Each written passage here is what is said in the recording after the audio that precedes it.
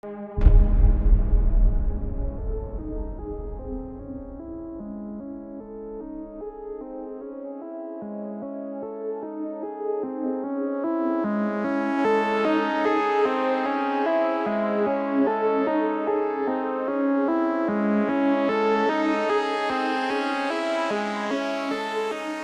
today's video, we're going to be looking at another chemical, this time by the name of diphenhydramine, or DPH for short.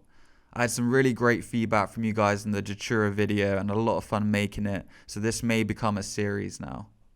DPH is an antihistamine medication commonly known by the brand name Benadryl and can be acquired over the counter in pharmacies pretty much globally. DPH prevents the body from releasing histamine, which is a chemical in your body released as an inflammatory response to something, causing symptoms such as itching, running nose, sneezing, or other irritations. By preventing histamine release in the body, symptoms are relieved. In addition, you could use DPH as a sleep aid also. In low doses, it's relatively harmless.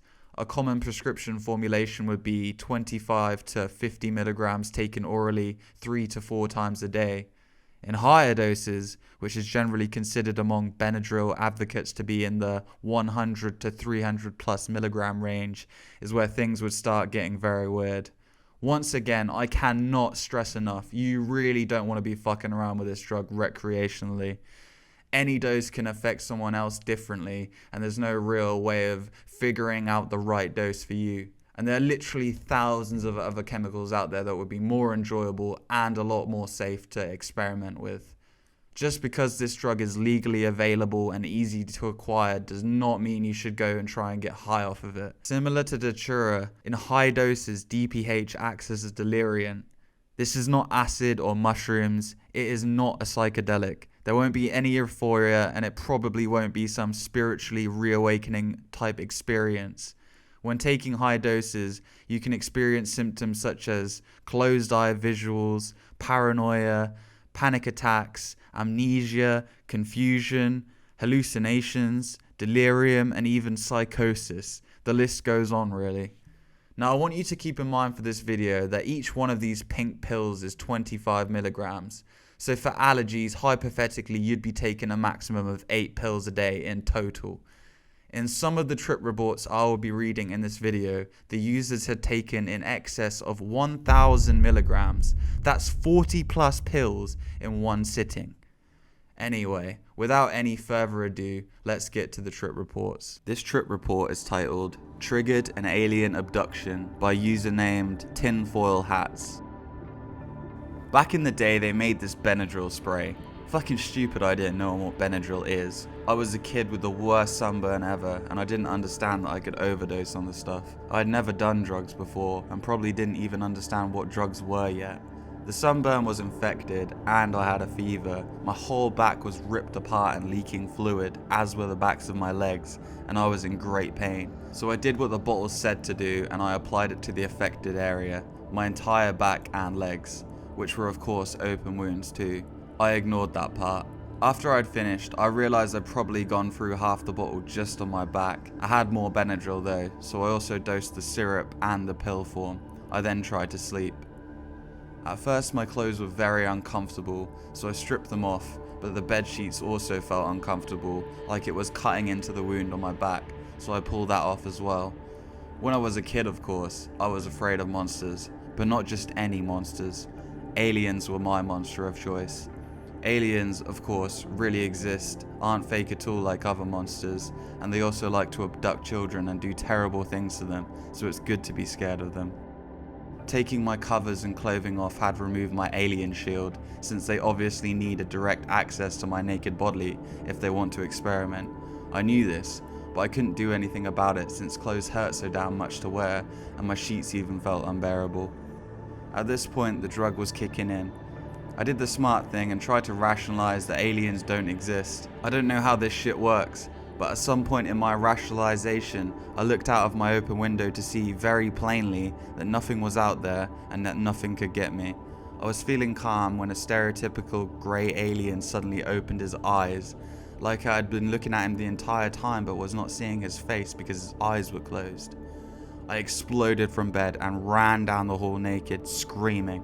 My parents burst out of their room and they start screaming, and I was screaming, and they screamed something at me about what happened, and I screamed back, "The Greys!" I should mention that I can't exactly remember how old I was, but I was certainly too old to be running down the halls screaming whenever I got scared.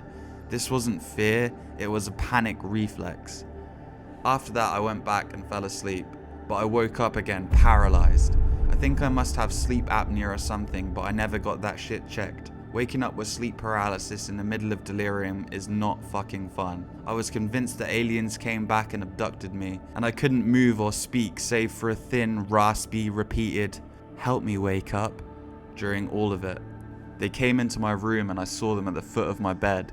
I never saw the ship because I told them, with my mind, after they arrived, that the reason humans were always scared of them was because of an inbuilt thing in their psyche that made us frightened of all other humanoid species. I rationalized to the aliens that this was true. I told them to look at humans on human conflict. I told them that I was not trying to be rude or mean, and they weren't disgusting to behold, they were just scary to me.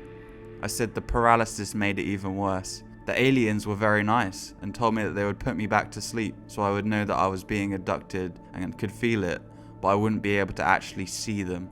This was my suggestion, but they understood my thoughts so well they knew what I wanted to ask. But then my eyes closed and I could feel them touching me and injecting me in my chest with a long needle, and it hurt so bad that I scrunched up my eyes so they'd be closed even more. When I did that, the aliens stopped injecting me for a second, and I got really numb and I couldn't feel anything but their arms holding me down. I remained paralyzed, but to pass time and to try and break the obvious unreality of my horrible nightmare, I mentally counted the fingers on each hand grabbing me, figuring that if they had less than 4, that they couldn't be real because they couldn't fucking hold things like needles. To my surprise, they were very long, nailless, and it seemed I could always feel at least 5 digits spread out palm flat on my chest, the needle in between them. For the naysayers, yes, I remember this part vividly. I remember the hands were very firm and not soft at all, but also not bony. Working hands. Doctor's hands, my mind said. I remember they never once grabbed me to hold me down, and I thought at the time it would be awkward to make a fist with such long fingers. They always touched me with their fingers lengthwise. If they needed to hold my arm, it was done at the elbow with several fingers extended onto my bicep and 2 fingers holding my forearm. I woke up to a violent seizure and more sleep paralysis. The sleep paralysis continues to this day. The sleep seizures continued for at least a week afterwards, every fucking night, and they were always preceded by sleep paralysis and another abduction. Each abduction happened just like the last one. The aliens came around 3 o'clock a.m. I stayed up for them because I was scared. I could feel them coming. I suddenly fall asleep, then wake up. My eyes wouldn't open though, and I could feel them doing stuff to me. When they were done, they would leave about 5 a.m. I lost the hours and it felt like only minutes. The seizure would begin at the end and continue on, it seemed, into daylight when I actually woke up, of course from being jostled around by the seizure. Today, I sleep crappy and I'm still scared of aliens. I also had this peculiar bump on my chest where I thought I had been injected.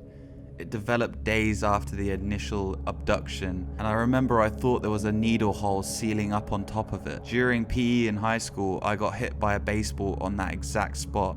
It became mysteriously infected despite the fact there was no cut, and since my sunburn, I haven't had an infection. I pulled a piece of metal out of it, but for some reason I imagined that had to be a piece of zipper embedded in my chest after the baseball impact, and I threw it away. To sum it up, I am not still sure whether or not I was abducted by aliens. I have had problems sleeping since that day. My mind was seriously fucked for years afterwards, and I would keep on getting abducted until I passed puberty. I probably have lingering psychotic effects, and occasionally I break into a state of mind, which I would describe as a flashback. My face gets red and I start to feel like I'm tripping again. I then exhibit all the symptoms of schizophrenia I can in a short time span and return to normal within half an hour. Even with my drug knowledge now, my experience with psychedelics, and a sitter, I'd have to think very long and hard about trying that shit again. And yes, I realize how batshit insane that story sounds. Taking a cataclysmic amount of a terrible drug when I was like 10 years old definitely colored my perception of that night's event. I emphasize the fact that even now, I only know I must have been tripping because I fucking poured Benadryl into my gullet until it seeped out of my pores and was then abducted by aliens. If the Benadryl bit didn't happen, the aliens would have seemed completely believable. This trip report is titled Deeply Disturbing, and it's by the user named Jason. Benadryl-induced psychosis. I am going to describe one of the most deeply disturbing experiences of my life and of my family's, following a very high dosage of diphenhydramine, which is Benadryl. It started late one night, I was bored and I just wanted to get high off something. I was feeling depressed and I had no access to any other drugs. I've had a lot of experience with psychedelics, so I thought it would be fun to explore a diphenhydramine trip. This was a big mistake. I was alone in my room around 11 o'clock when my family was in bed. I had a full bottle of Benadryl and I took 1 gram, which is 1,000 milligrams. Midnight.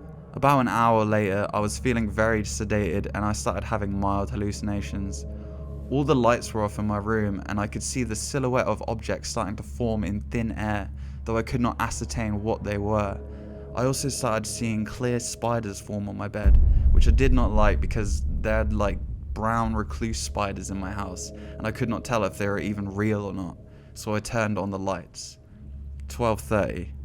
This is when my memory went completely blank. I do not remember a thing about my trip during the night, but I do know I was awake the whole time because of the shape of my room in the morning.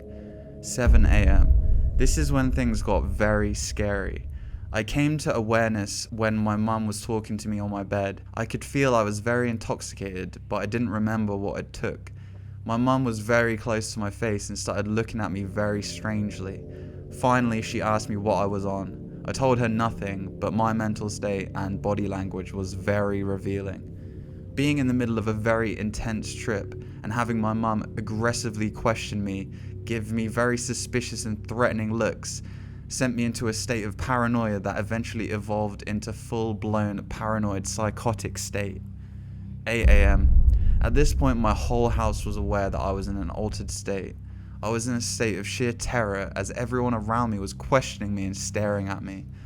I was so wired up with fear, paranoia, and disorganized thoughts that my eyelids were pried open, receding nearly into my eye sockets, giving me a psychotic look. My brother, who has seen a lot of psychotic and schizophrenic people while he was homeless, said that I had the classic look in my eyes and face of someone who's suffering with schizophrenia, a look of terror and complete confusion.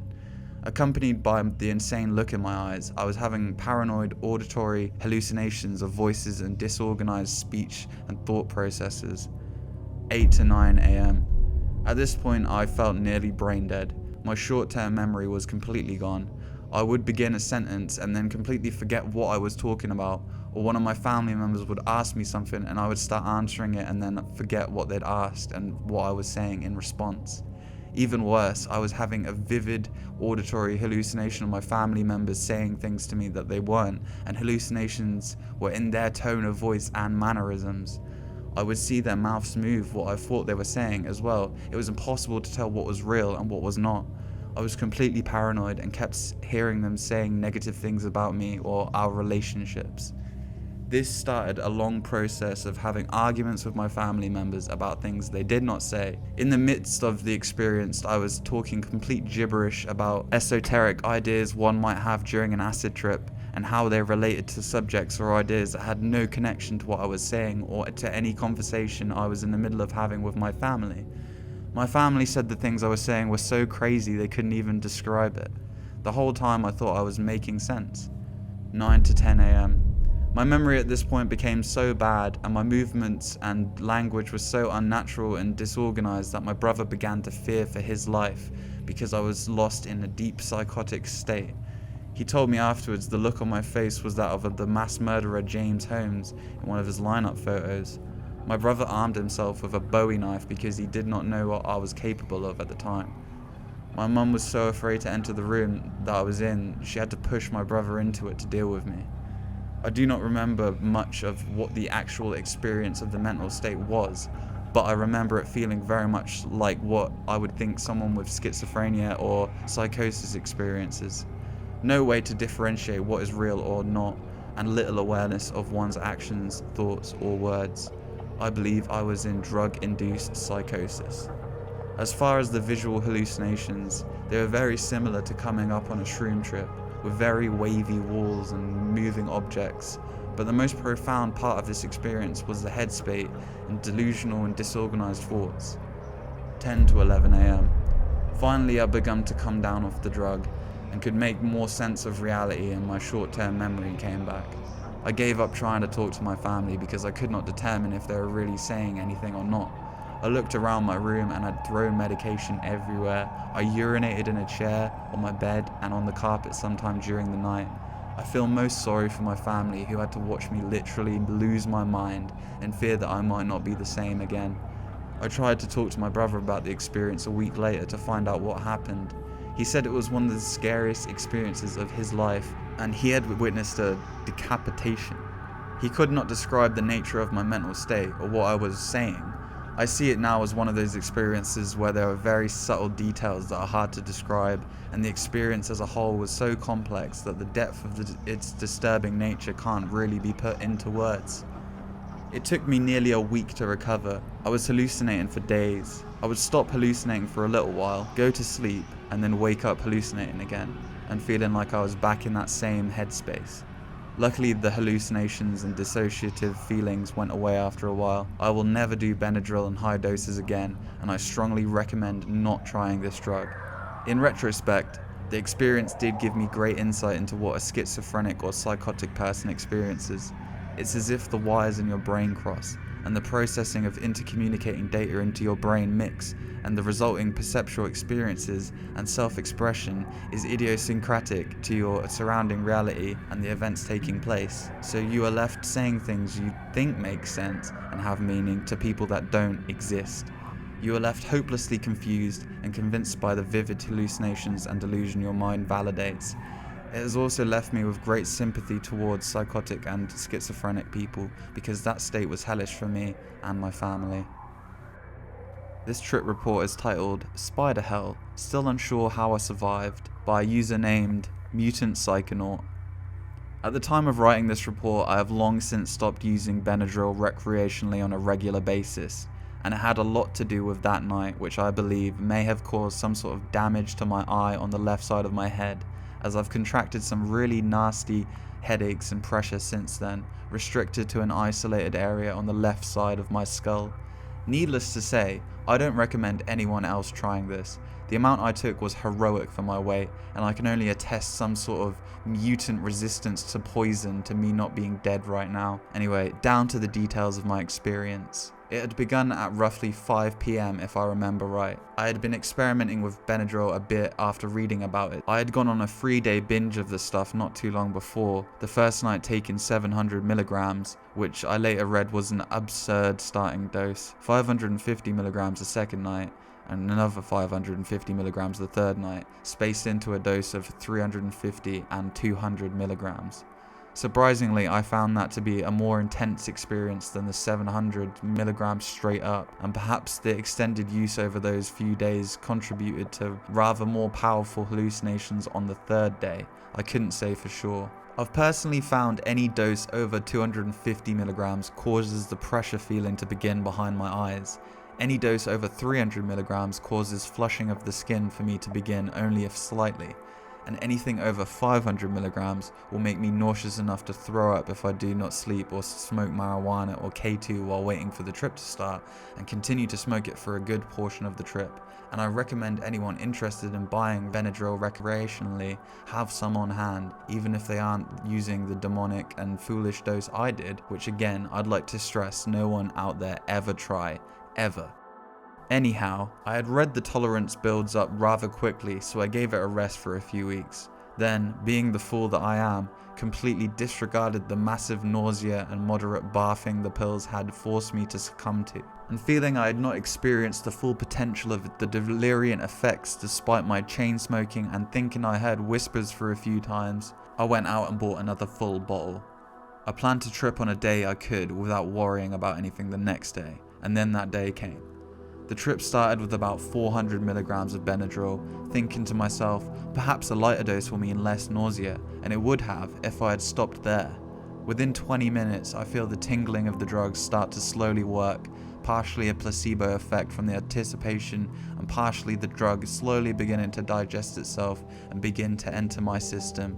An hour later, I'm feeling buzzed, but nowhere close to what I want, so without thinking, I take another 100 milligrams, which I now blame on the starting of the delirium as well as the following doses, and wait to observe if any new effects begin to take place.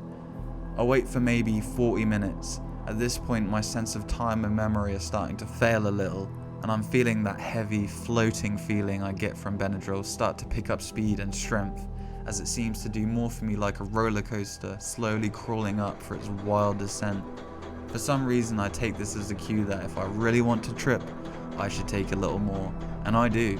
I end up over an hour taking out a spaced out dose of another 300 milligrams, and more losing track of how much time I was putting between the doses and the dose itself.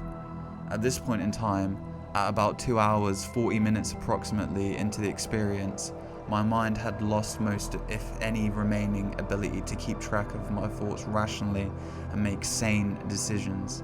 So for some reason, seeing the bottle about half empty, I decided it would be a waste to not be sure the experience reached its fullest, and I took the entire bottle in no more than 20 minutes of time, totaling with what remained in the bottle to be a whopping 1,375 milligrams of Benadryl.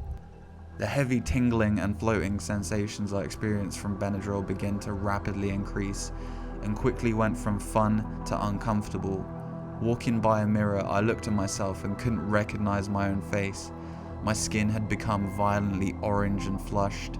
My eyes were bulging from the pressure of the Benadryl, which was quite annoying but not terribly painful.